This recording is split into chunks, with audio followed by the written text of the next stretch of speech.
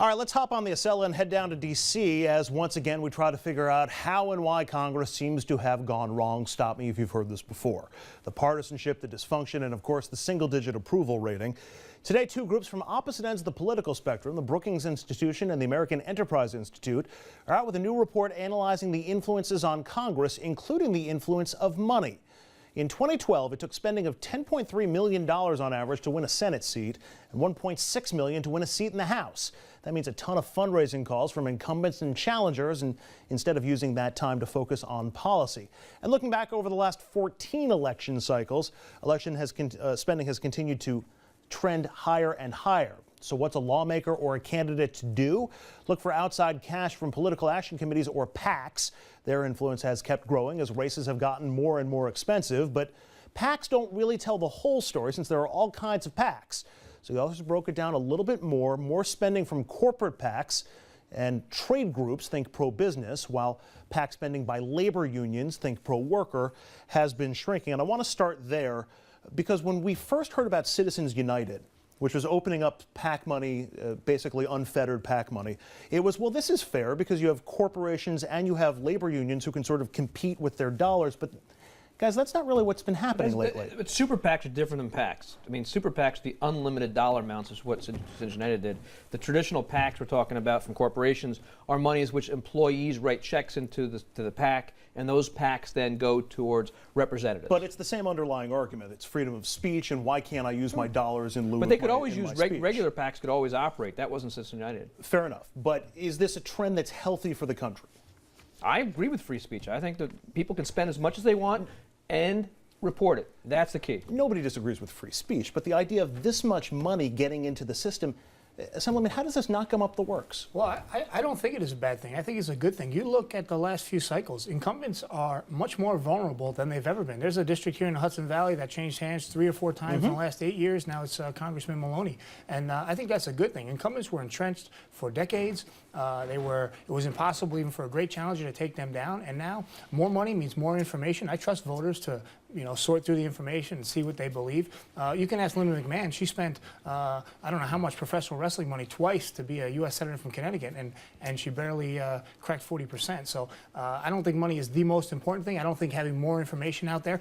What I do think is a bad thing is curbing free speech. The McCain-Feingold law said you couldn't say a candidate's name within 30 days of an election. That's a blatant violation of the First Amendment. The Supreme Court agreed. Bob Turner's special, we spent about $300,000 on that.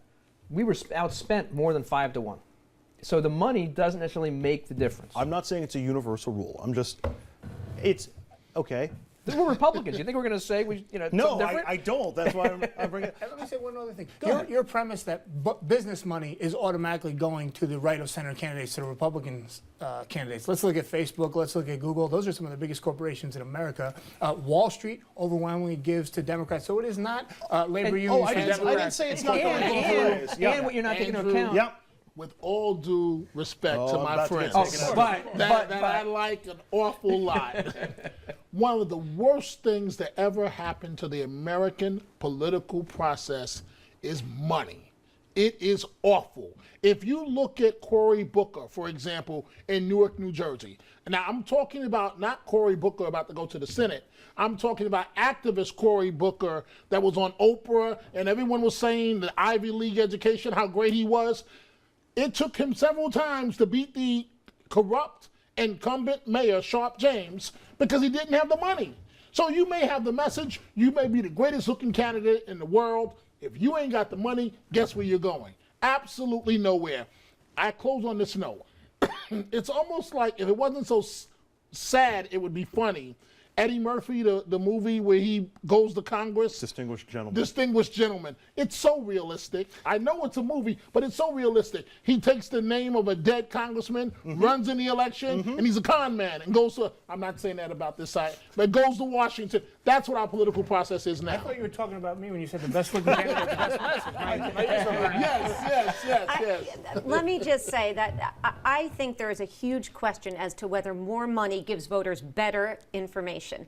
I don't think that has ever been established in the literature. People are not more informed because we are spending more money. So I think that is a huge, huge issue that has to be examined. And so far, none of the research shows that you spend more money, voters are better informed and better able to make a decision. If that was the case, I might even be for it. But at this point, you have to raise so much. It doesn't guarantee you're going to get a victory, but you are guaranteed not to even be on the playing field unless you can raise enough. You're spending so much time fundraising. I mean, you talk to candidates. I mean, you're in office. How much time? You guys up as soon as you already did. How much time do we want our public officials raising money? They should be working for us. And there's a follow-up question I want to ask, which is, how are you not beholden then to the people who have written those big checks if you're in a position where, you know, you do win a race? Because you've got integrity, and if you say no, then you're not going to get the money the next time. Have you been in Albany? I've been around these guys. If you say no, you're not going to get the money next time.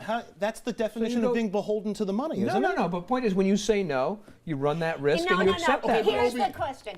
People are not giving money to public officials out of the goodness of their heart. They want something in return. You don't deliver, you don't get it again. At the same time, how much did George Soros spend to try to take over the New York State Senate? How much did George Soros spend to knock out Nan Hayworth? Okay, that was money spent by people. So it's both sides. It's not one side. No, absolutely. It is both sides. But Dominic, one of the things that we haven't talked about yet is Citizens United leveled the playing field because unions and what unions were able to do. That's what you guys have been crying about forever, because you're angry that the unions basically go with the Democrats, and you called yourself leveling the playing field. But here's my question to you. You're an expert in this business. If somebody if Jeannie gave your candidate $10,000, your candidate might say no at the end of the day, but is he going to take her call immediately?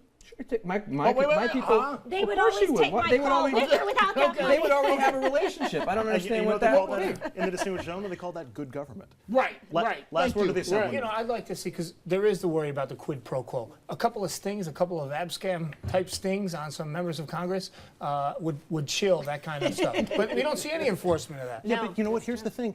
Everything that was in or most of what was in Abscam, let's put it this way, a lot of what was in Abscam is kind of legal now. It's not. You don't have to go through that sort of duplicitous, get a hotel room and meet somebody in a shady black and white TV screen.